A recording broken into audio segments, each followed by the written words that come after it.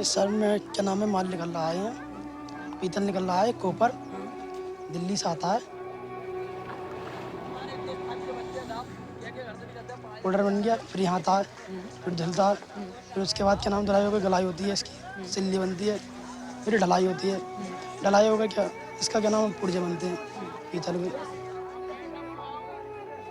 15-20 साल से कर रहे हैं।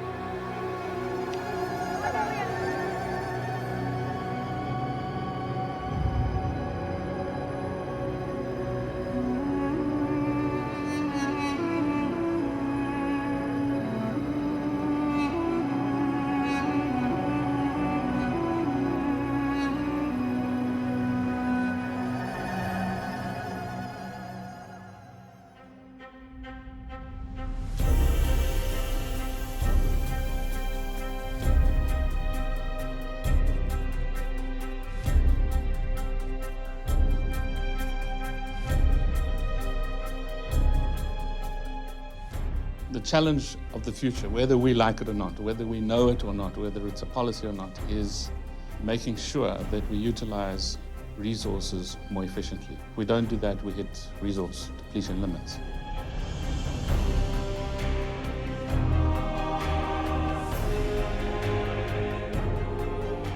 Priority number one should be to use our waste, because in an ideal society there should be no waste, because waste should be considered as a potential resource.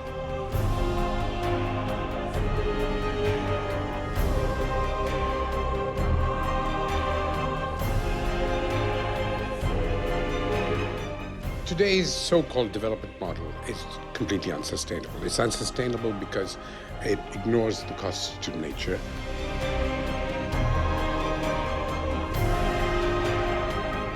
Over the last century, we have more or less tenfold increased the extraction of resources.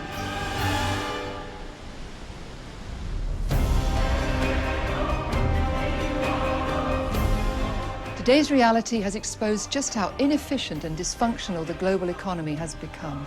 We need to rethink the way we live and act on this planet.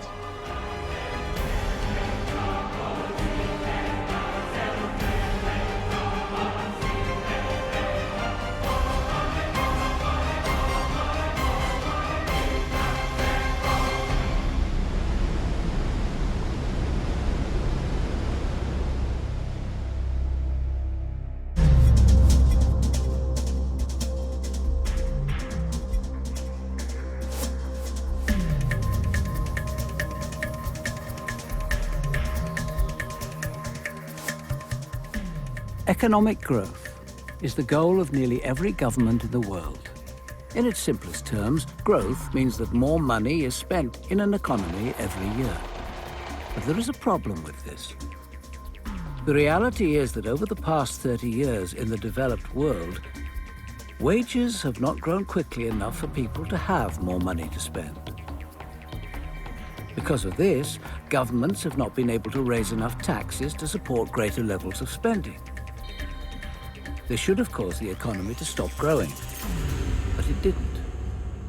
Instead, people, companies, and governments have kept on spending by borrowing money from all over the world and relying on high-risk investments. As a result, the economy has continued to grow, but it has been based on ever-increasing levels of debt.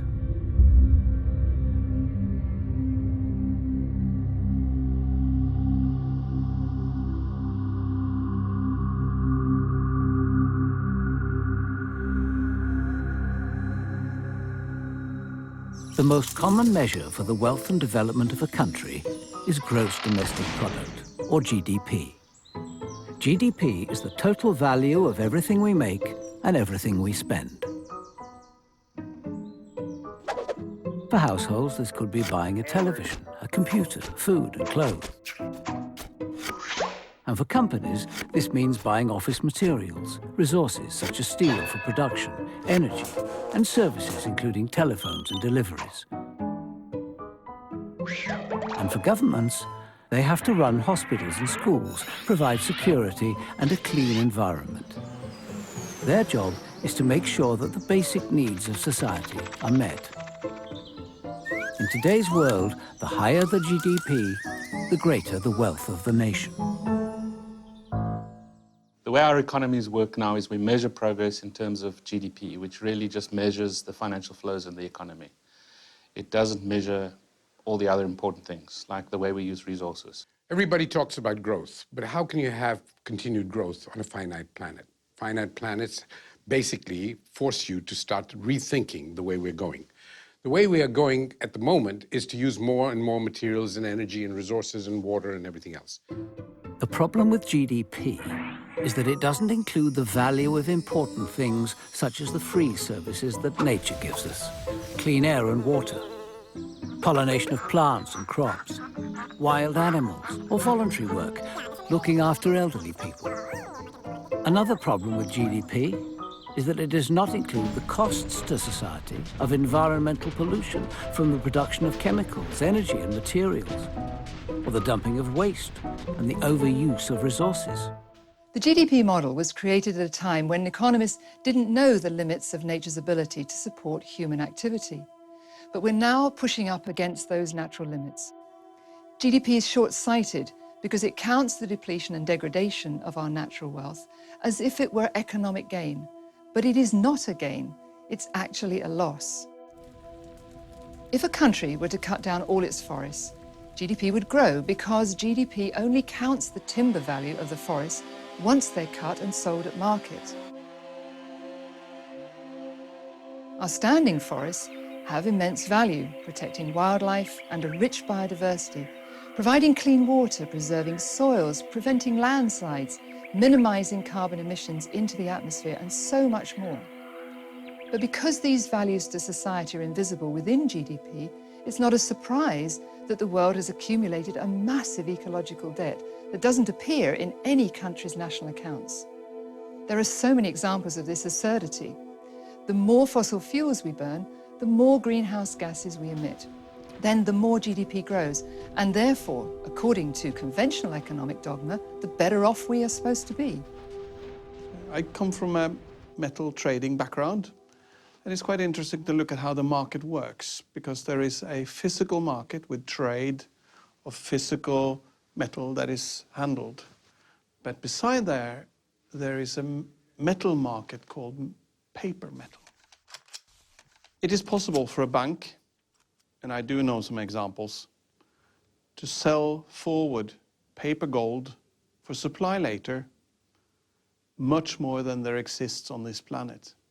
What it leads to is financial bubbles. We sell things that don't exist. Now, this has been known to happen in gold and silver, but it is not limited to that. The same thing has happened in lead, in nickel, in aluminium, in grain, in coffee.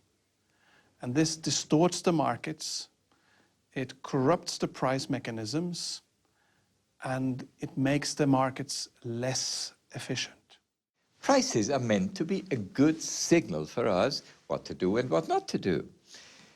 At present, there is no price on destroying nature. So if someone has a mine and just digging into it and taking out what is there, he does not pay for destruction that he causes. When it comes to our use of natural resources, it seems that nobody is paying attention. This is a problem because we are using up natural resources faster than they can regenerate themselves. So we are building up an environmental debt. It is now clear just how unsustainable our use of resources has become. And to make matters worse, we continue to increase our resource use as every year the global population increases by about 70 million people.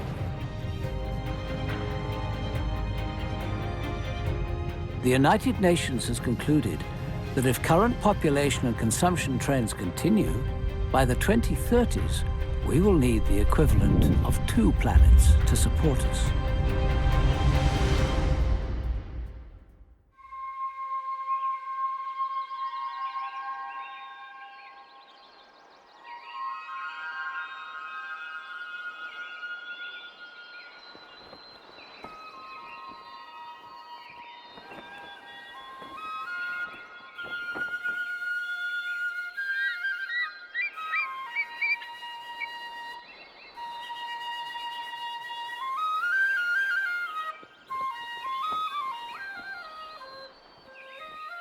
There is a place where the economic crisis has not hit as hard as in other parts of the world.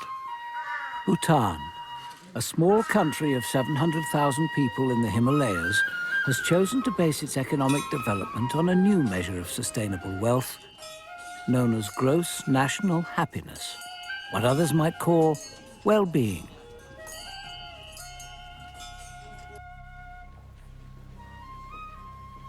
From now on, Bhutan will start accounting properly for all this country's precious wealth, including our natural wealth and our human, social, and crucial wealth, and we will stop focusing narrowly on our financial and manufactured wealth alone, as if that was all that mattered.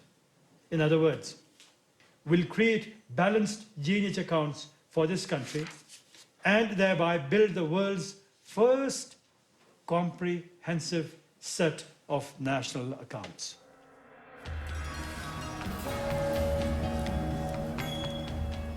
The philosophy behind the new national accounting is to include everything.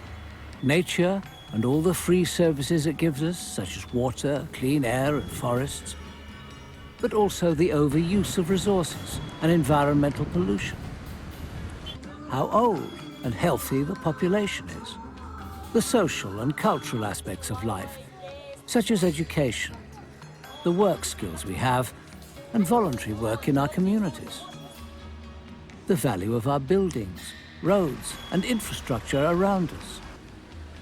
And our financial wealth, including money in the bank, stocks and shares, pensions, and of course, debts. We are a small country, and for many years, Bhutan has deliberately tried to stay away from what we consider as an unsustainable development paradigm.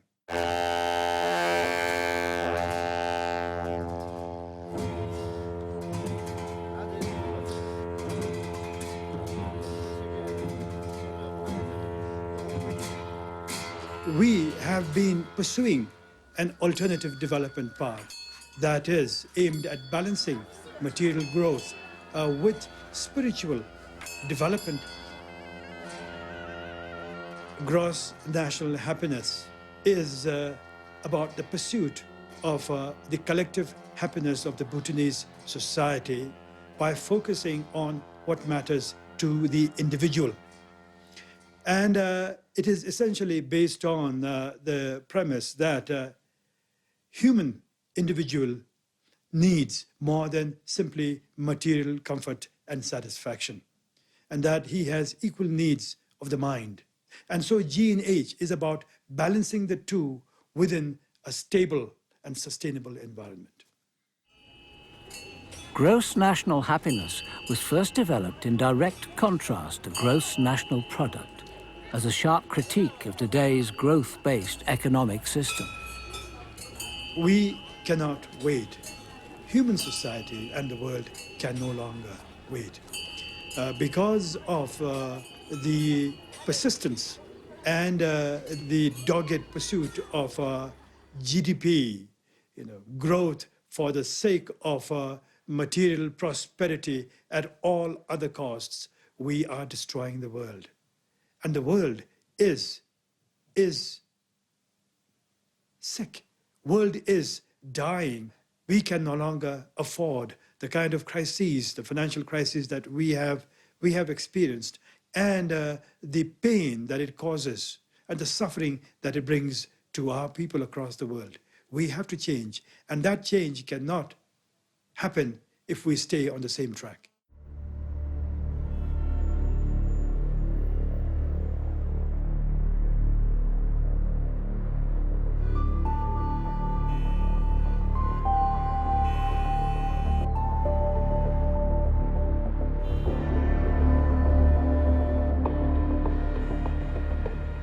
Today we are facing not one, but two global crises. We all know about the financial crisis, but there is another, more insidious one that is linked with our misuse of natural resources. Of all these, oil is what drives the global economy. The world consumes 87 million barrels of oil every single day. The USA alone uses 19 million barrels per day.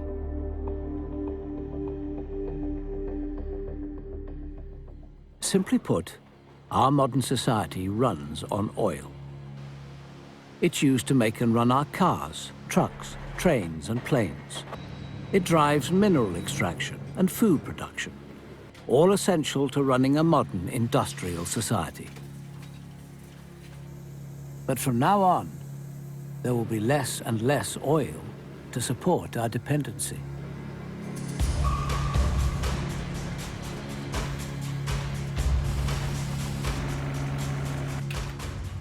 The International Energy Agency has estimated that we reached the maximum worldwide oil production in 2006, so-called peak oil.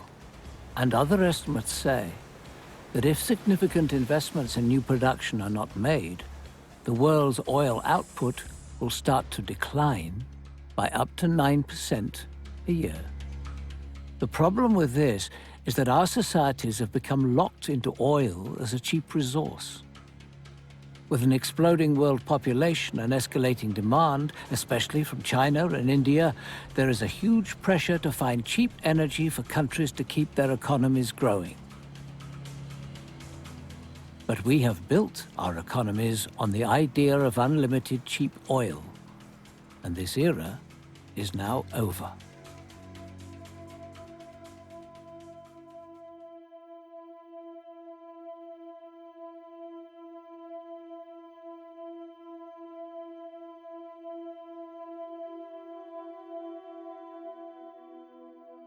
The problem with today's national and global economies is that they're based on the assumption that there's unlimited resources. So we grow and grow and grow, and we increase the amount of resources and energy that we are dependent on. As resources become scarcer, we will need to be more efficient in how we extract and use them. This is clear when we look at oil. The amount of energy needed to extract oil is starting to make absolutely no sense. Just a few decades ago, it was possible to extract 100 barrels of oil using the energy equivalent of 1.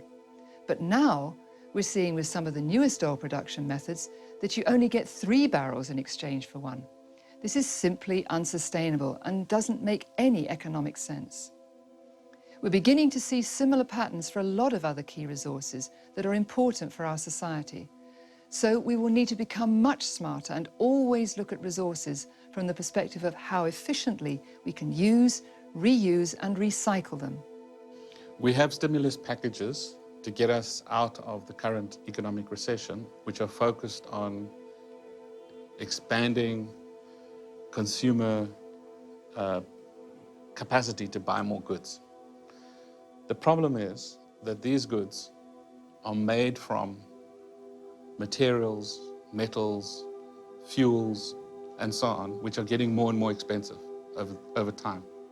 So you can put more and more money into getting people to buy the stuff, but it's not actually going to get you out of the recession unless you also invest in making those products in more efficient ways so that you can do more with less. When you can do more with less, you can start bringing down the prices.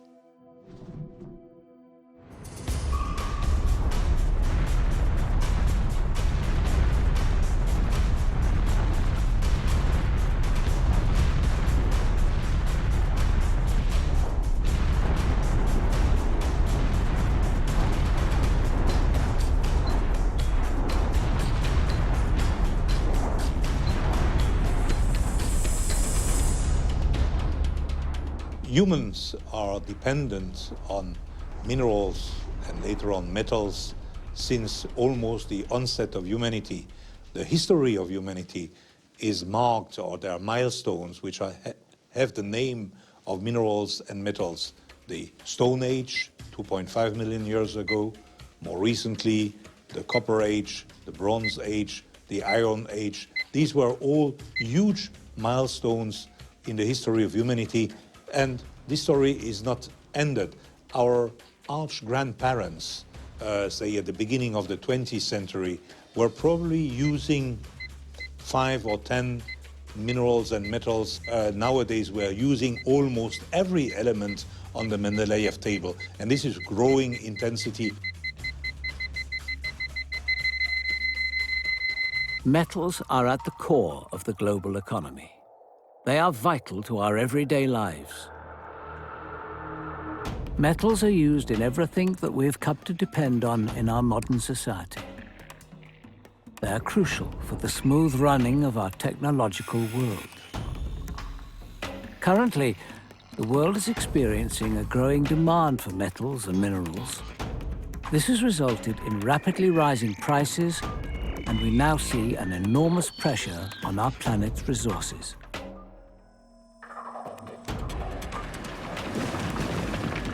It is becoming critical for us to maintain access to metals and minerals at a price that we can afford if we are to continue developing our modern society. I would like you to imagine what could be a day in our life without minerals and metals. We would be out in the dark, no more electricity, no more houses, no more cars. All these require metals. So we would be out in the dark and shivering in the cold if we wouldn't have minerals and metals. So we need them.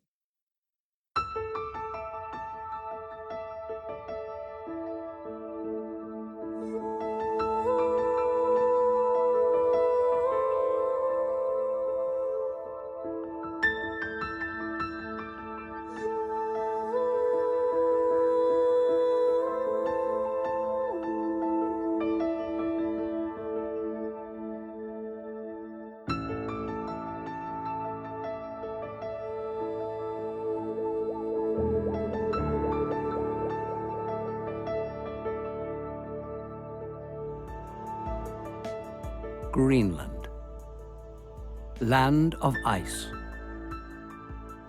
It is the biggest island on the planet, 10 times the size of the United Kingdom. But with a population of only 58,000, it is one of the smallest nations.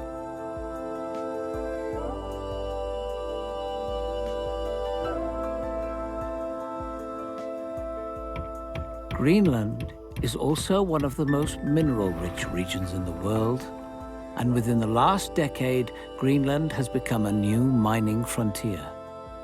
The Greenland ice cap is rapidly melting around the edges, exposing new mineral-rich mountains, whilst the melting of the Arctic sea ice means that cargo transportation can now operate throughout the year.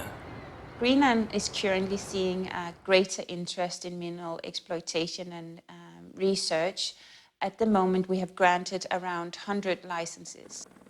We have to be aware that we are in competition with the rest of the world, and we are living in an Arctic society where extraction can be very difficult in relation to logistics, etc. I also think it comes very natural for Greenland to think of the environment as we have lived of the environment for hundreds and hundreds of years. On the other hand, we have a very fragile economy and we need to create industrial development. But we have to make sure that this is done in the best possible way with the best international practice in relation to protecting the environment.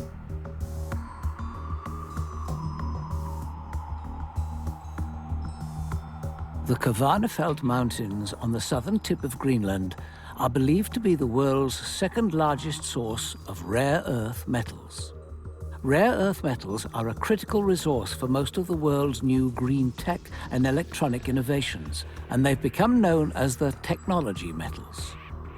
They're a small but vital group of metals in products as diverse as electric cars and smartphones, solar panels, and wind turbines. Today, China has a near monopoly on the rare earth metal market, accounting for 97% of global production. And yet, they only export 25%. This has created an unpredictable market, and with increasing global demand, has meant that prices for some of these technology metals, such as those used in magnets and batteries, have massively increased in just 1 year.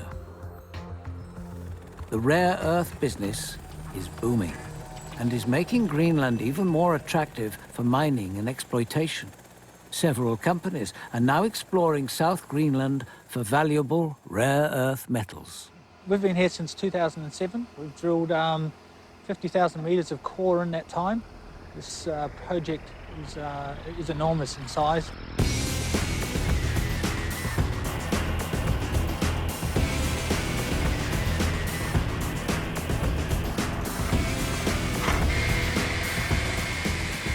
If it takes off, it'll be undoubtedly be the largest rare earth and uranium project on the globe.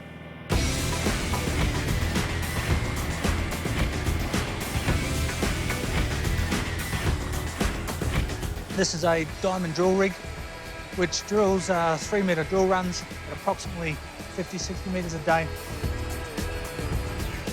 Drills to a depth of 3 metres at a time. Once it's drilled the 3-metre rod, it's pumped up by water. They pull the rod out and they extract the core from it.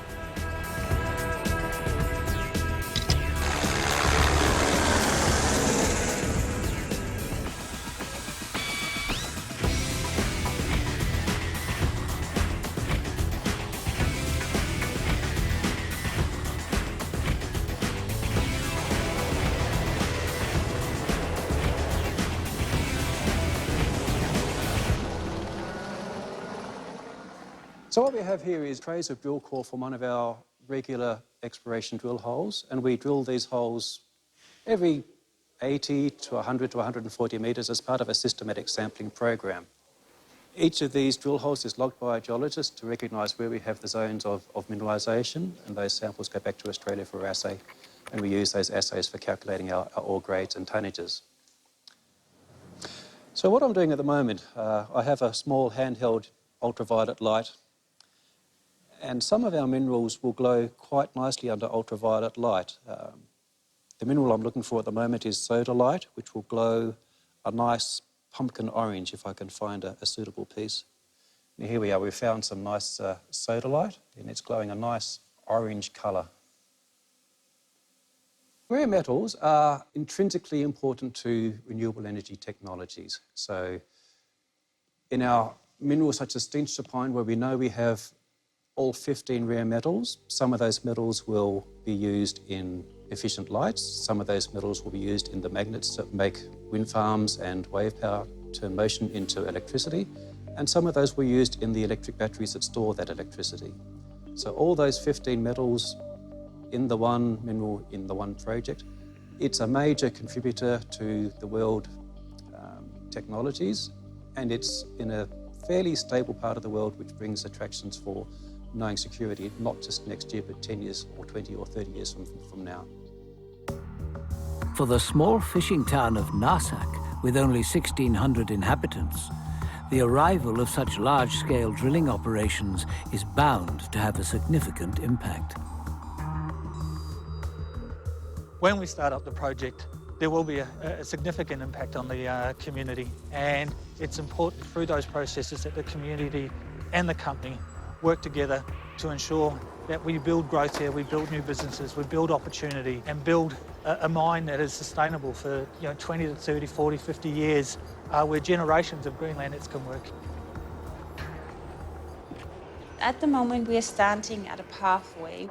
We can either do it the right way or we can do it the wrong way. And obviously we want to do it the right way, and also making sure that we have all the information from around the world to ensure that we don't have to do the same mistakes as other countries have done before in the mining industry, and also looking at the best available legislation in relation to taking care of protecting the environment. But also taking some money in a grant, a deposit, so we make sure that we always have something in case that the companies are not living up to what they have promised. In Greenland, we have decided to have a mineral fund, which means that any profit that comes out of the mining industry is transferred into this fund to make sure that we don't use the profit for just everyday expenses in the national budget, but make sure that the profit is used for the future economy, which also means putting money aside for educating our people and making sure that we create new developments and industrial developments for the future. In the past, resource prices have come down and labor costs have gone up. And we've focused taxation on labor in order to reinvest in the skills and capabilities and technologies to improve labor productivity. If we're interested in resource efficiency, we have to think about resources in the same way. Now that resource prices are going up, we can tax these resources in order to invest in a more sustainable economy. The economy of the future will need to include the idea of the polluter pays principle and environmental charges, coupled with reductions in taxes on labour. In Estonia, they've already changed their tax base to do this and found that it stimulated eco-innovation and resource efficiency. Another example is in South Africa, where a carbon tax is now likely to be introduced to promote more efficient use of resources. We're seeing that society and business can benefit widely from these new ways of thinking. If we use resource taxes, rents and royalties carefully, then society can not only secure revenues in the short term to stimulate resource efficiency, but also build up long-term funds to improve well-being. There are 6 billion mobile phones in the world today. That is nearly one phone for every human being. Population growth and economic development, especially in China and India, means that over the next 20 years, there are likely to be 3 billion more middle-class consumers. So the demand for products, such as electronic goods and mobile phones, will rise dramatically. We are also likely to see twice as many cars in the world within 20 years. To produce all these consumer products, we will need more and more minerals, metals, materials, water and energy, meaning that demand for metals alone will double by 2030. When looking at the 40 most important metals, we see that something like 5 or 6 of them have gone through maximum peak behavior. Within the next 10 to 20 years, another 14 will go through peak. So in the next 20 years, when the key minerals, metals, and fuels reach their maximum and go into decline, these are the underpinning of creation of wealth in our society. So 10 to 15 years after resource maximum, we go through a wealth maximum. After that maximum, there will be less and less value created in the world. And from that on, we need to do as much or more with less money. The current boom of metal prices and the rare earth prices went in a very spectacular way through the roof. Will that continue? All that depends on a number of factors. It will depend on the growth of the Chinese economy, because currently it's the Asian economy in general, and more specifically the Chinese economy, that is pulling the global economic locomotive in sorts. One of the problems of today's economy is that nature doesn't have a price. And indeed, poor people don't have a price. There is often the case that we extract things from nature, which leaves it degraded, and somebody has to pay that cost, or we extract things from society, where people give us labor and their health and everything else, and we don't pay for it. These are real issues that are distorting the prices that we charge.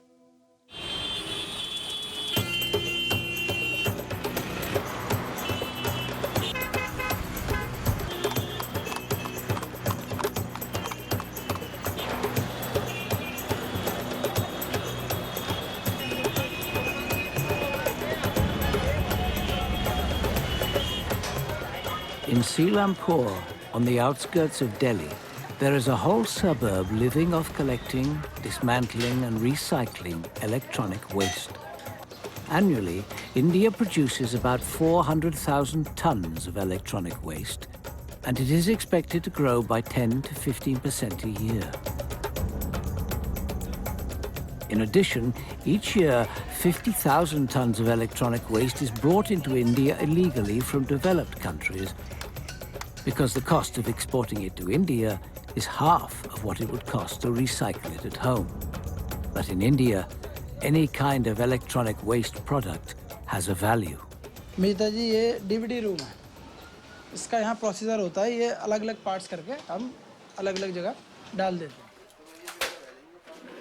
और उसके अंदर काफ़ी metal निकलते हैं, जैसे चिपें वगैरह होती हैं, कुछ गोल्ड का पानी होता है पिनों में लगा हुआ, इस करके वो महंगा बिकता है। लोहा और लेंस और ये प्लास्टिक का ही है, 20-25 रुपए किलो। मदरबोर्ड 450 रुपए किलो करीब।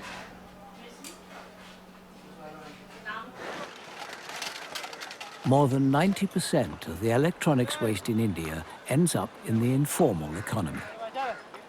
There are no official numbers of how many people the sector actually employs, but it is clear that several suburbs are more or less solely living off collecting, dismantling and recycling electronic waste. If you look at e-waste, the consumption of electronics good in India has increased tremendously in the last few years. But what has come to our rescue is a large unorganized sector which is very efficient in collecting these waste and as well as dismantling it, recovering precious material out of it, and then recycling it back into the system.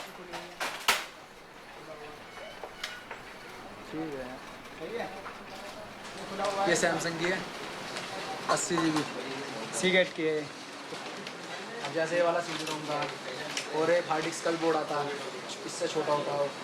Reliance, Vodafone, Airtel जो वो की है ना, उनके सकते हैं। ये आईपोर्ट का बोर्ड, ये पेंटियम 4 तरफ से पकड़ लो इसे, हर चीज़ का। पेंटियम 3 उसके अंदर ये इसका कार्ड है, board.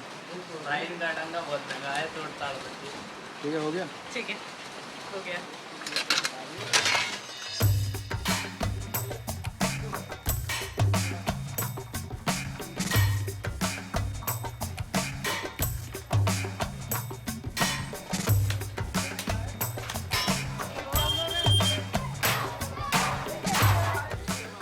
In the informal electronic waste sector, every single component of an electronic product has a value.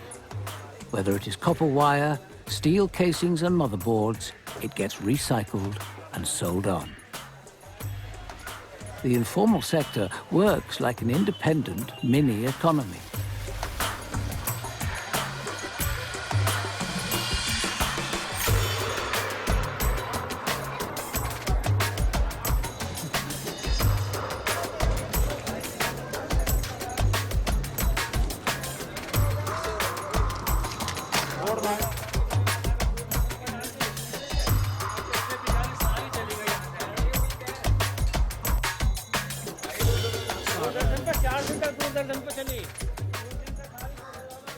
मेरे को करीब 8-9 साल हो गए, क्योंकि अभी कुछ टाइम तो हुआ इस लाइन को बने हुए। फ्यूचर अच्छा, आज पहले कंप्यूटर था तो कंप्यूटर में से डीवीडी वगैरह, हार्ड डिस्क वगैरह निकलती थी। अब आगे क्या नाम है, इसकी जगह कंप्यूटर की जगह वो आ गए, लैपटॉप आ गए, एलसीडी आ गई हैं, इसकी जगह कोई दूसरी आइटम आ जाएगी। तो ये सारी आइटमें चलती रहेंगी हमारे पास, कोई भी ऐसी आइटम नहीं है जो ये काम तो कभी बंद नहीं हो सकता। Electronic waste is an important resource because of the concentrations of highly valuable precious metals within it. It makes a lot of sense to recycle it. You reuse resources which are circulating in the economy. And you reduce the amount of energy needed compared to extracting virgin mineral resources. In the last 5 years, the consumption of electronic waste, which includes mobile phone, television, refrigerator, electronic appliances, have grown manifold in this country. Now people can afford which they couldn't afford 5 years back. Now these electronic wastes have to be collected from each house once they become obsolete. An organized sector, because of the capital intensive nature, they need it to come to a central place. From there they can pick up. Whereas an unorganized sector, because of its multiple numbers, huge numbers literally, can go to each house, collect it, and then compile it together, and then dismantle it. So economically and unorganized sector is far more efficient than organized sector in collecting e-waste.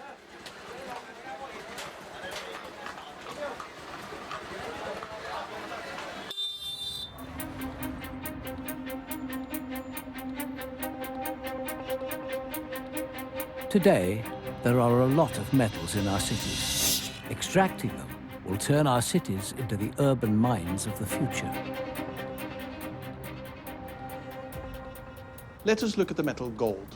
Historically, it has been dug up from mountains. We've dug it up for 5,000 years. It's the first metal men had. Nowadays, it's gone into scarcity. The price has gone up, and the mountains are more or less empty. If you now stand between the city and the mountain, there are more gold in the city than there is remaining in the mountains. And imagine the following. If you now have a lorry in front of you with the best gold ore left in the mountains, and you have a lorry of mobile phones, which one will you take? Well, I will take the one with the mobile phones. There's 100 times more gold in that lorry than there is in the best ore. Our cities contain a lot of valuable metals. These can be collected from recycling points in supermarkets and shops. Here, the various kinds of products are separated and sold on to clean tech smelting facilities according to their price. At the smelters, each metal is handled differently depending on how it will be reused. The additional benefits are that clean tech urban mining uses less energy and creates less pollution. And on top of this, the metals will be of a higher quality and of more value than in any mine in nature. Now the problem is that there is one mobile phone here and the next one is a few meters apart, so it's not in a concentrated form. But if people bring back their mobile phone, for example, to a central collecting point, and if they have an incentive to do so, then you have a very high quality gold ore there, but not only gold. There's palladium, there's plenty of metals in mobile phones, for instance. Recycling is clearly the key to more efficient use of resources, but on its own, it's insufficient.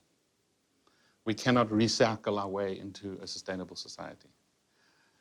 We need an approach to recycling based on the cradle-to-cradle idea. And what that basically means is we have to design products that can be disassembled and reused. If we don't do that, we have to throw them away. We can already see eco-products that are designed from the beginning to be taken apart for reuse. A team of university students has developed the Bloom laptop, a computer that is designed to come apart in just minutes without the use of any tools. At the end of its life, each individual piece of the laptop can be easily recycled. In Europe, you find clean tech companies that are already involved in collecting and extracting metals from household and company waste. They recycle precious metals, and they also produce metals-based materials that are important for a lot of industries. From our point of view, we see recycling as one of the main opportunities to secure long-term secured access to raw materials. On the demand side, it's important how much is needed today and how much is predicted to be needed in the future.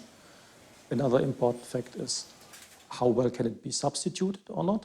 And finally, how well can it be recycled or not?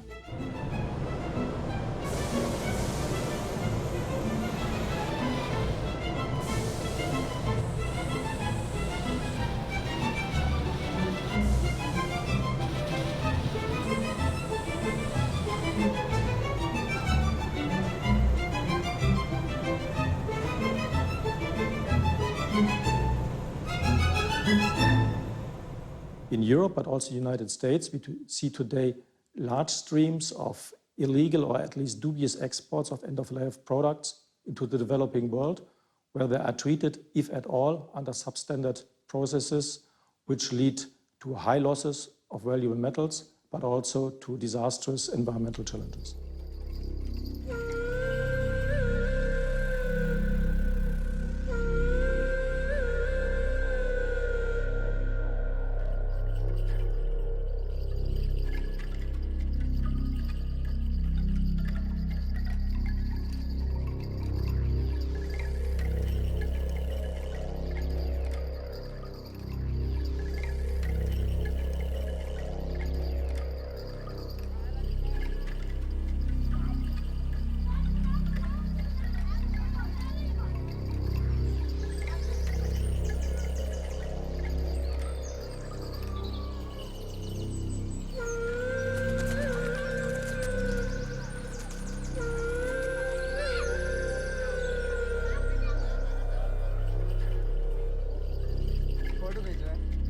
In India, 160 kilometers from Delhi, is the city of Moradabad.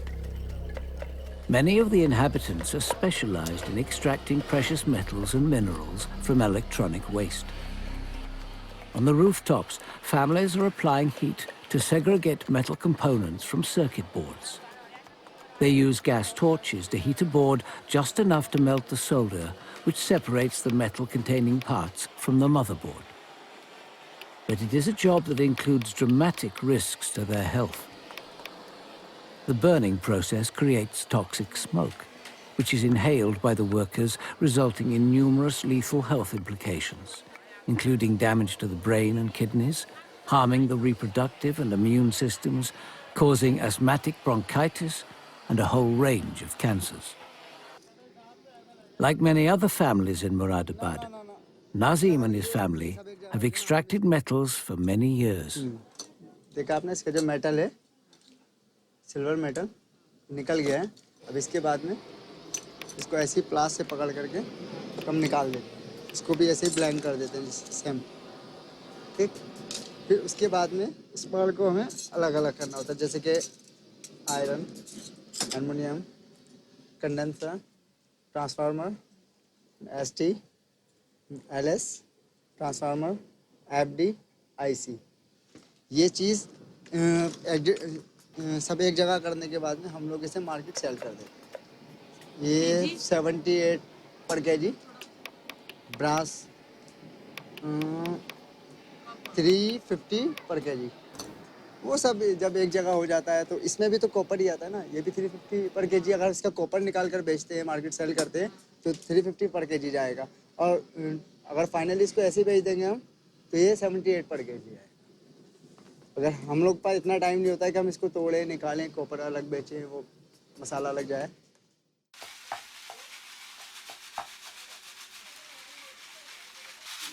वो silver वाली, हाँ, उसका अलग processor है। इसको थोड़ा सा छानना पड़ता है, चल्ले में निकालना पड़ता है। नहीं, वो सब आ जाता है। ब्रश के थ्रू सब एकजुट हो जाता है। उसके बाद में उठा करके फिर इसको हम छान लेते हैं। इसकी कोई चीज़ नहीं फेंकती है। इसकी जो डस्ट होती है ना, वो भी सेल हो जाती है।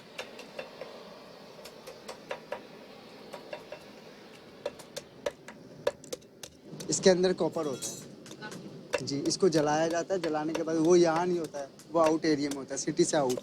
इतना इससे प्रदूषण ज़्यादा होता है इन चीज़ों से, वो यहाँ सिटी में नहीं होता है। जी हाँ, इसीलिए सिटी से आउट, जैसे विलेज वगैरह होते हैं ना, वहाँ लोग ले जाते हैं ख़रीद करके अपने यहाँ, इसको जला लेते हैं। इसका कॉपर निकाल लेते हैं, वो सेल कर देते हैं।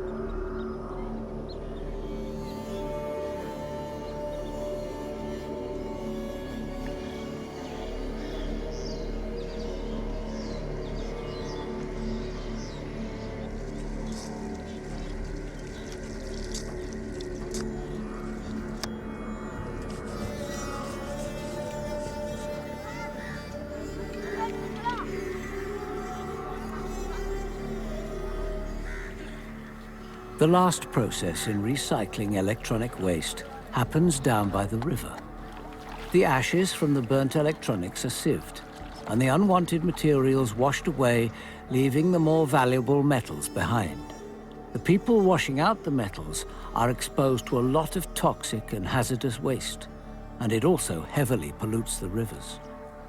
ये सर में क्या नाम है माल निकल रहा है यहाँ पीतल निकल रहा है कॉपर दिल्ली से आता है जलाने के बाद फिर ढलाई होती है कचरा कम हो जाएगा इसमें भारी भारी इधर हो जाएगा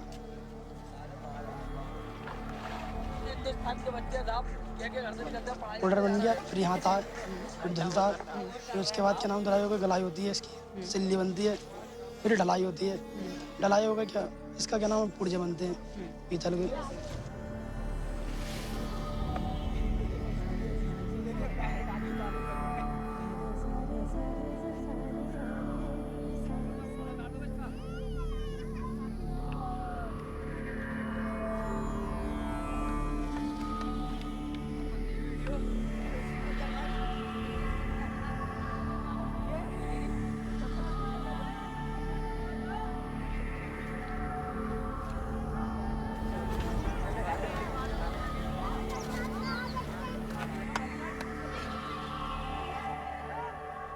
आठ सौ 700 ग्राम माल बैठा है एक बोरी बिक जाती है करीब किलो के हिसाब से बिकती है कोई माल होता है 200 रुपये किलो का कोई होता है 300 350 रुपये किलो का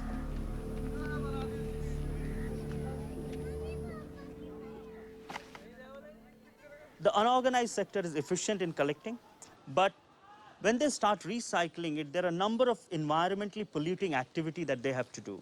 There are a lot of poisonous gases that are released. There's a huge amount of pollution, heavy metal pollution, as well as organic and inorganic chemicals that come out when you start taking apart these materials, and that affects their health.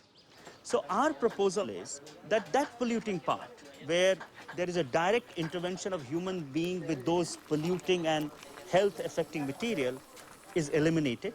So unorganized sector can collect material, they can compile it together, they can dismantle it, but when it comes to extracting heavy metals, gold and other polluting metals and material, that can be done by the organized sector, which is much more efficient and less environmentally harmful in doing this job. We now have a new legislation, and the central component of that legislation is extended producers' responsibility, where companies now will have to take back the product that they sell in the market, recycle it, and if they don't recycle it, they have certain financial penalties to pay.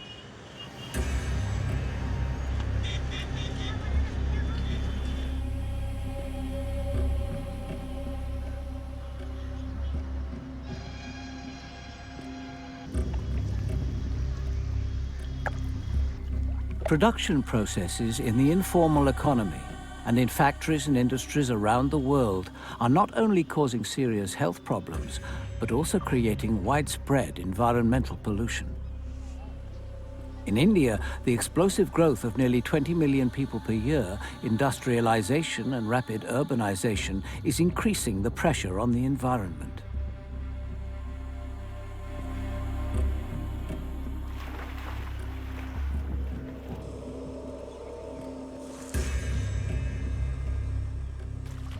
It is estimated that nearly all of India's rivers are now so polluted that they cannot be used for drinking water. Samples taken from the Ganges River show levels of bacteria 3,000% higher than is considered safe for bathing.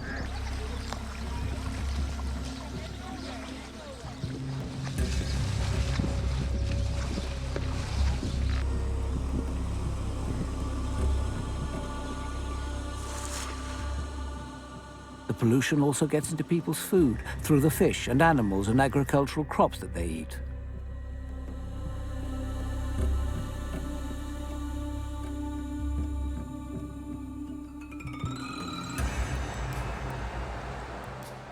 %80 of the sewage in India runs straight into the rivers. And with a population of 1.2 billion, the costs of implementing sewage treatment are enormous.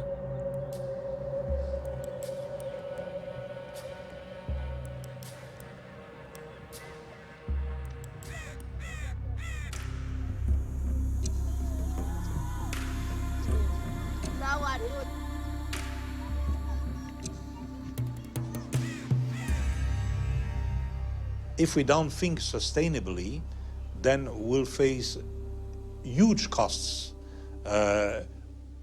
due to health problems, due to loss of agricultural soils, due to the cost of cleaning up polluted water. As we grow mindless of what we're doing to nature, either by pollution or by extraction of resources, the costs of what we do keep going up. And over time, the environmental damage is going to overtake the kinds of benefits that you're getting. So at some point, you have to say, look, we've got to design our future in a way that this damage is minimized.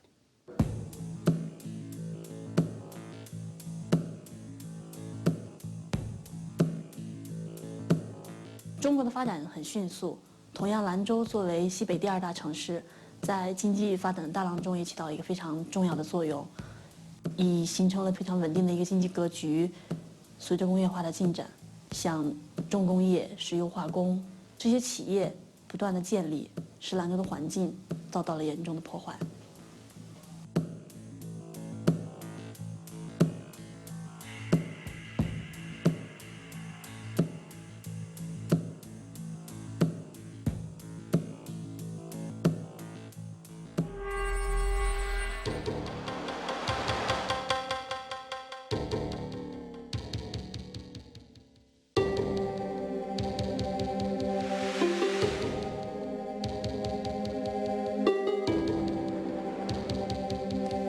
在黄河沿岸有很多的湿地，众所周知，湿地被誉为地球的肾，可以消解毒性、调节气候。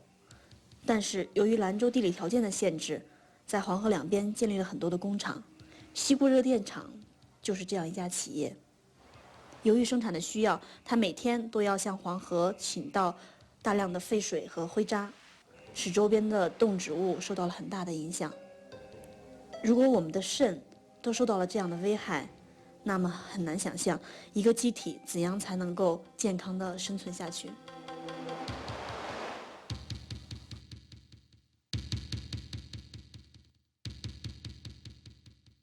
You can see in China, which is a very interesting example because very strong, very solid economic growth over the last years, but you see also the limits to that growth with rapidly developing massive pollution, contamination of water, loss of fertile soils, to the point where China now is looking to buy agricultural soil, ground outside of China, just because it has not enough clean, safe agricultural ground at home. So it really shows that rather than acting at the end of the pipe, we need to act at the original process, the way we do things, because just trying to clean the mess is going to have such an enormous cost that we will not be able to cope with it, and we are going to face consequences in terms of health, in terms of genetic issues, and so on.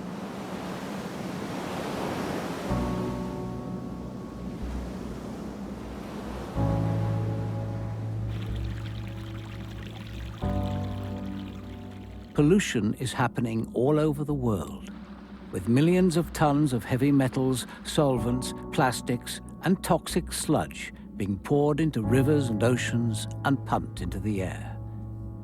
In Europe, the cost of industrial pollution to human health and the environment is more than $200 billion per year.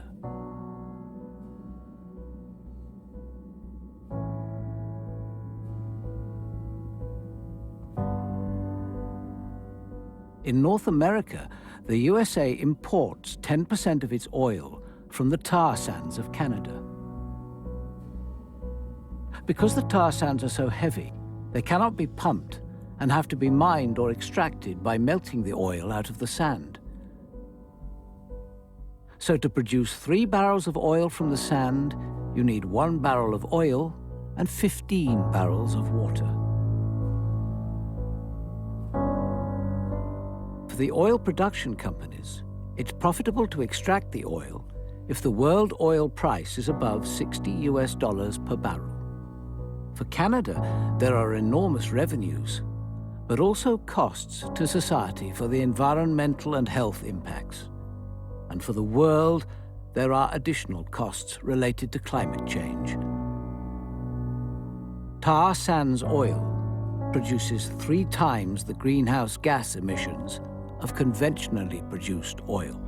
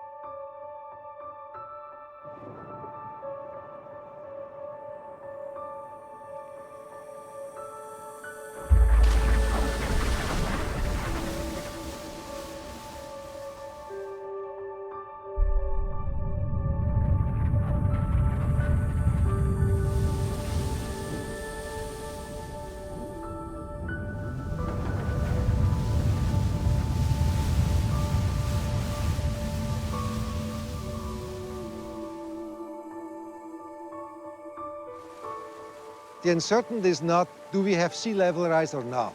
Because if you look at reports just 2-3 years ago, it was in the order of 40 centimeters to 80. The current estimate is in the order of 80 centimeter to 1 meter, even higher, 1.6, is a direct feedback of the greenhouse warming.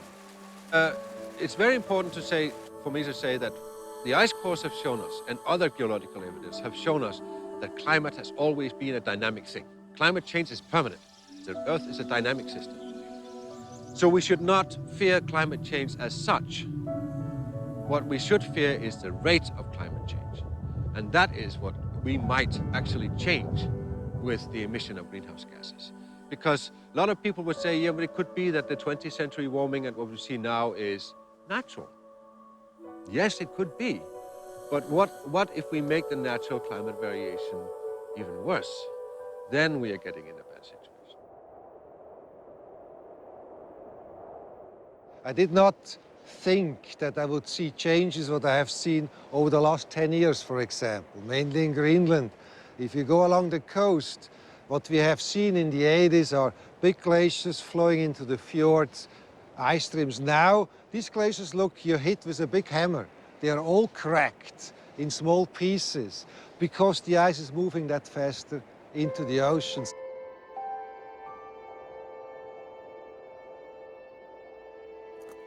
I'm in the ice sheet more than 330 a year, nearly each day, sometimes 3 times a day.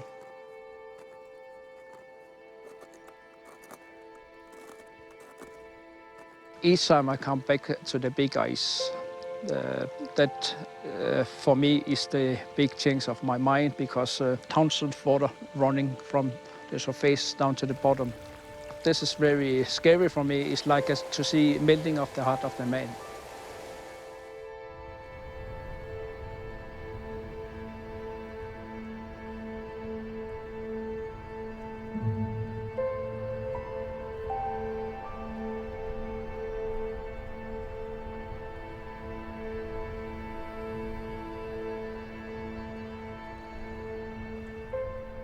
A tiny little extra push can push the system out of balance.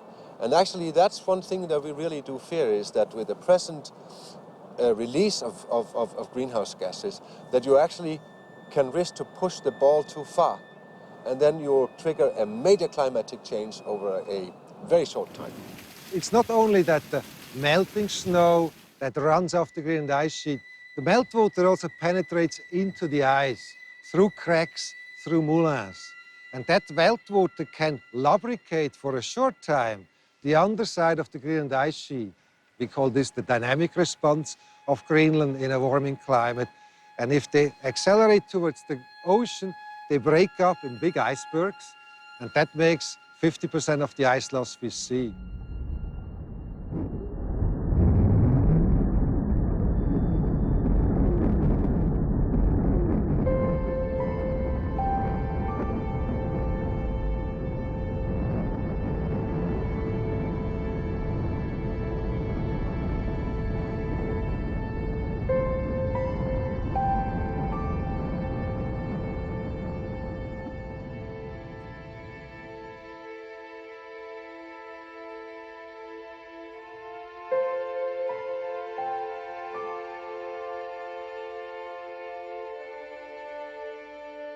There's no doubt that simple physics dictates that these greenhouse gases will warm.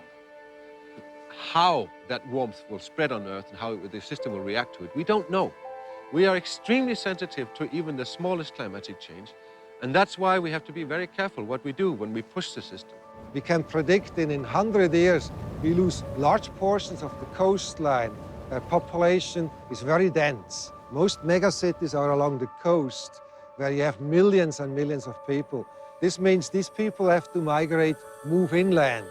If I were a bus driver and I had a bus load full of people and I was going down the road and I knew there was a curve coming, and then somebody, patted me on the shoulder and says, "I think the road is icy." Would I then continue full speed, or would I just apply the brakes to make sure I could make the curve? Probably adjust the brakes. And I think the politicians should do that too. The decision makers, the voters. Apply the brakes to the emissions of greenhouse gases to make sure that we don't all crash in the coming curve.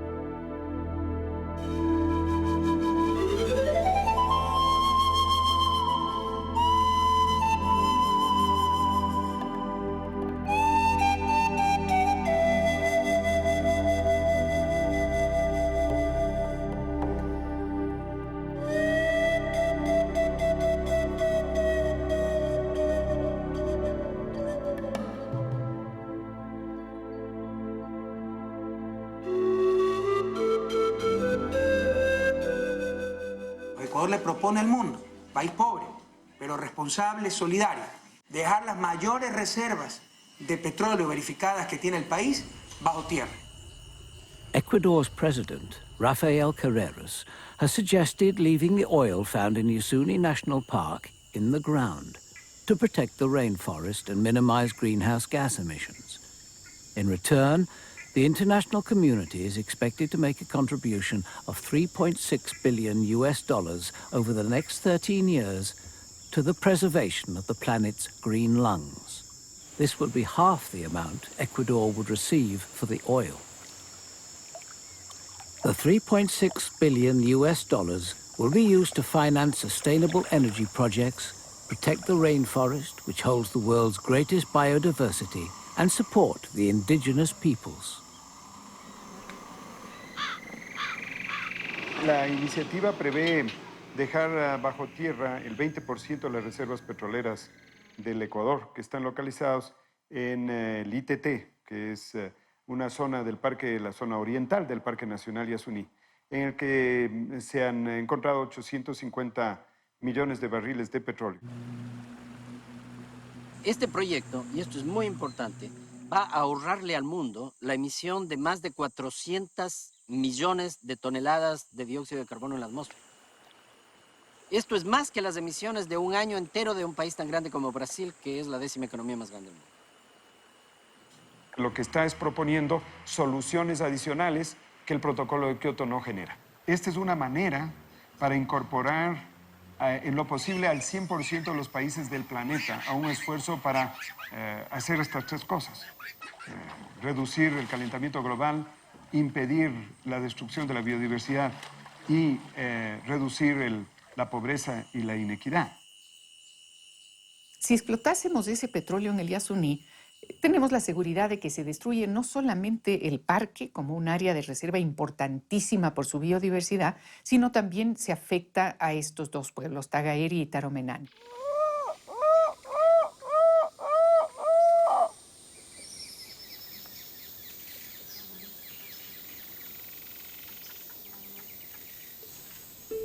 Es un proyecto símbolo que debería ser tomado como tal y reproducido y multiplicado en todo el mundo para lograr hacer de esta tierra la que querrían ver nuestros hijos y los hijos de nuestros hijos.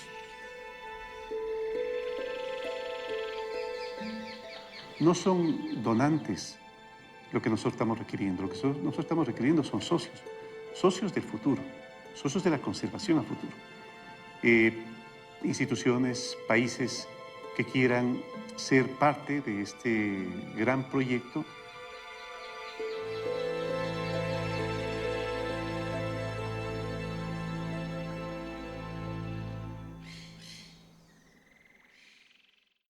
Today's so-called development model is completely unsustainable. It's unsustainable because it ignores the costs to nature, so ecological costs are not included in there.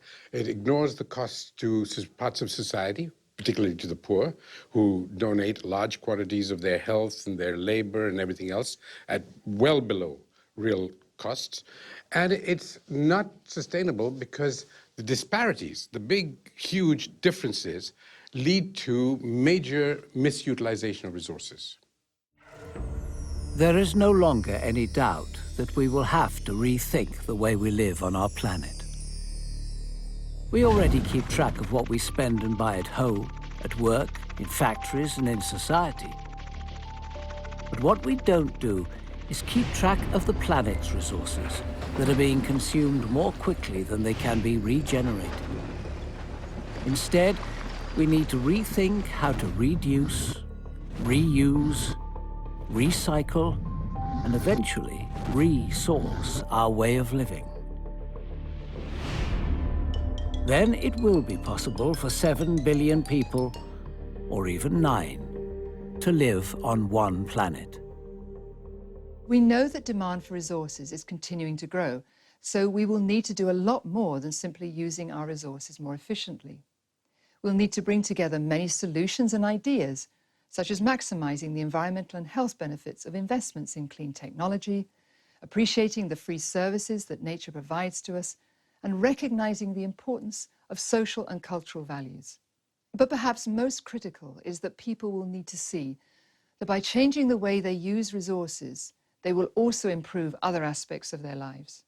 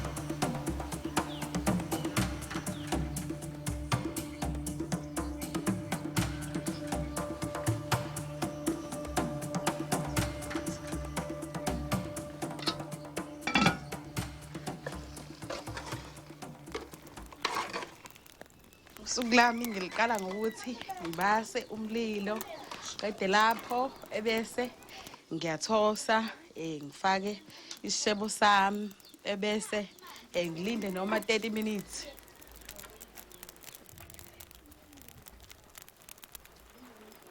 Uma ngipheka ubhontshisi wami ngibeke eziko isikhathi esingango 30 minutes ubile ebese sengufaka ebhodleleni elimhlophe ngifake kuWonderberg.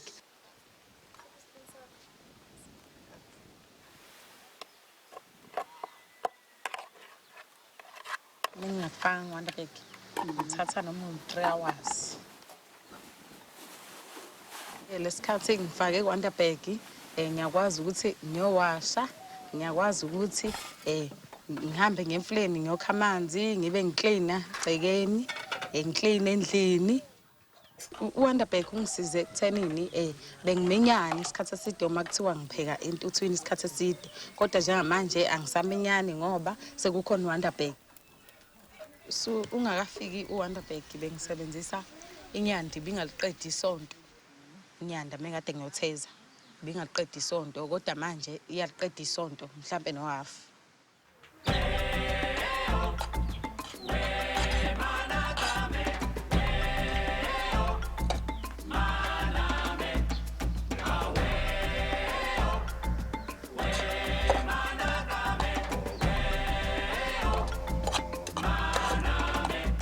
The idea of the Wonder Bag actually originates to my grandmother, who used heat retention cooking in the kitchen when we were growing up as children. And I've redeveloped the business model and brought it into the green economy.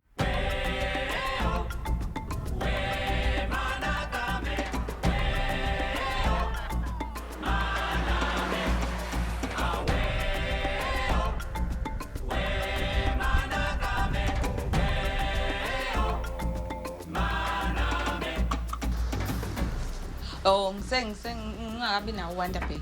Bengisebenzisa u15 litre welokuza ngwa-paraffin inyanga yonke.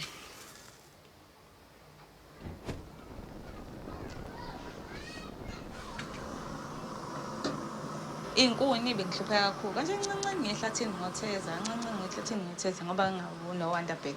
Kwanje ngoba ngino Wonder Bag, inhliziyo yami ijabule kakhulu ngoba ngisho 5 litre ngiyawuqeda inyanga ngoba ngisuke ngizopheka okunye yebo. Ngisuke ngezokupheka isikhathi eside. Wonder Bag ungcono uyonga.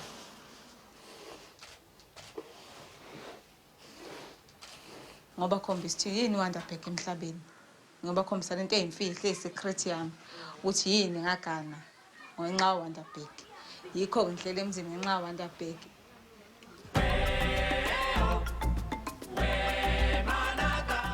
The Wonder Bag is a life-changing product, and the reason is it's because it's simple. The incentive for people to use the Wonder Bag is very simply 3 things. It saves them time, it saves them money, which also means it saves them having to walk and collect firewood, and thirdly, they have smoke-free kitchens. Polystyrene is a plastic. It's made from crude oil. It goes through a foaming process, and it ends up protecting your television or various white goods as they return from store to your home. Once that happens, it essentially becomes useless, and it ends up like a block like this, which is really of no use, and it's thrown into a landfill. From here, the foam is then chipped into small granules. Those are shredded up into large amounts of polystyrene. Polystyrene is a great insulator, and that's why we chose it for the Wonder Bag. As the project has grown, we've used up all the polystyrene in our province, and more recently, we've now been using up all the material in South Africa. And my role is working with a team of people to research into other materials that can be recycled.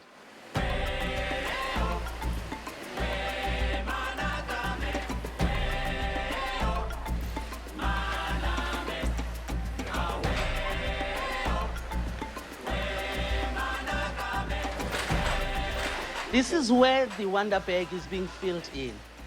This is the recycled polystyrene granules that actually make the Wonder Bag work. You know, it is amazing that this factory, in the last 3 months, it employed women, 60 of them.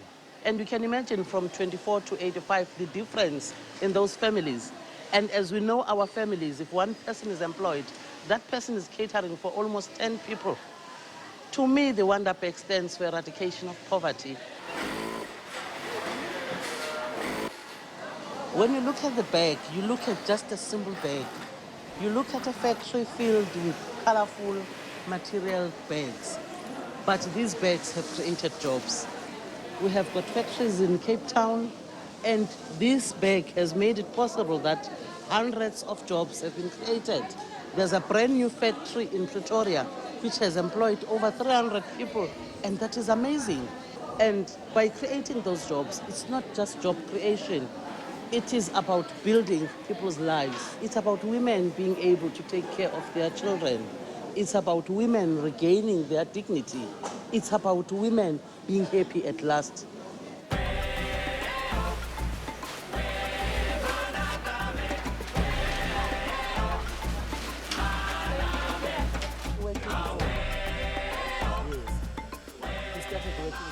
I was asking Emmanuel where he was working before, and he has never worked before.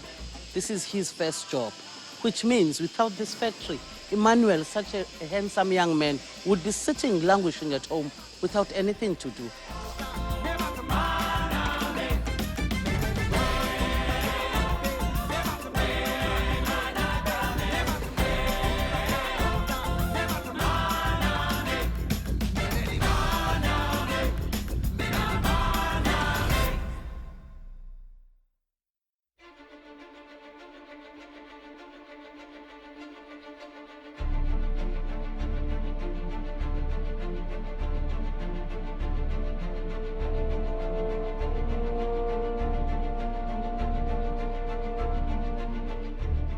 Ultimately, I foresee for this century a tenfold improvement of resource productivity.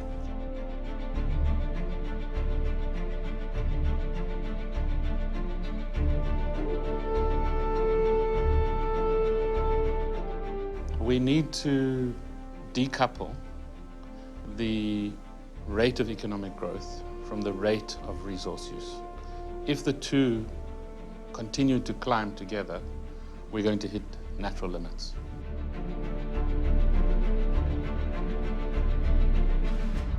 Of course, everything has to be based on life cycle analysis, where you compare the advantages or possible disadvantages of recycling versus use of primary resources.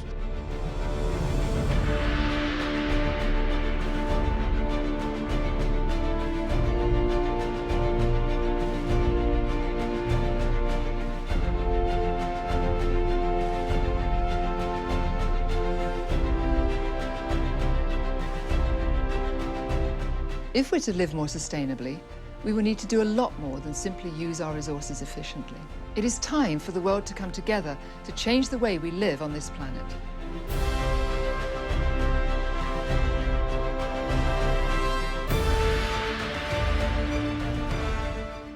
We've got to now see how we can get full satisfaction, full human fulfillment by finding new ways to do things that we like and make us better human beings without having to keep raping Mother Earth.